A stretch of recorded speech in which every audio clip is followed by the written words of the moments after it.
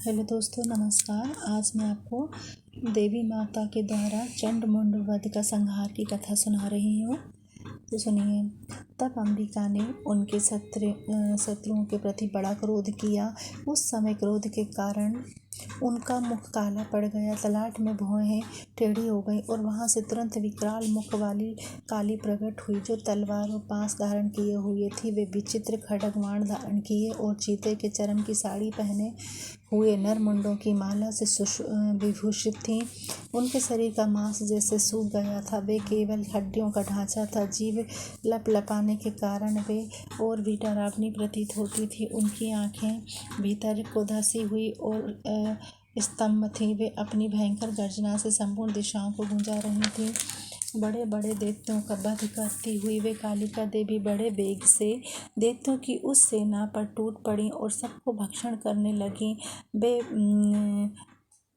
वे पार्श्व राक्षसों को, अंकुशधारी महावते योद्धाओं और घंटा सहित कितने ही हाथियों को एक ही साथ से पकड़कर मुंह में डाल एक ही हाथ से पकड़कर मुंह में डाल लेती थी। इसी प्रकार घोड़े, रथ और सारथी के सहित सब रथी सैनिकों को मुंह में डालकर वे उन्हें बड़े भयानक रूप से उनका चावरण कर डालती थी। किसी के बाल पकड़ लेती, किसी का गला दबा देती, किसी को पैरों से कुचल डालती, किसी को धक्के से गिराकर मार डालती थी। असुरों के छोटे बड़े बड़े अस्त्र शस्त्र मुंह में पकड़ लेती और रोष में भरकर उनकी दांतों से पीस डालती थीं। काली ने बलवान एवं दुरात्मा दैत्यों की वह सारी सेना रौंद डाली, खा डाली और कितनों को मार भगाया। कोई तलवार के घाट उतारे गए, कोई खड्ग बाण से पीटे गए और कितने ही असुर दांतों के अग्रभाग से कुचले जाकर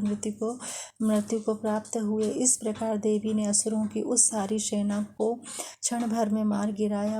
यह देख चंड उन अत्यंत भयानक काली देवी की ओर दौड़ा तथा महादैत्य मुंड ने भी अत्यंत भयंकर बाणों की वर्षा से तथा हजारों बाण चलाए हुए चक्रों से उन भयानक नेत्रों वाली देवी को आच्छादित कर डाला। वे अनेक चक्र देवी के मुख में समाते हुए ऐसे जान पड़ते थे मानो सूर्य के बहु तेरे मंडल बादलों के उदर में प्रवेश कर रहे हों। तब भयंकर गर्जना करने वाली काली ने अत्यंत रोष में भरकर विकट अट्टहास किया।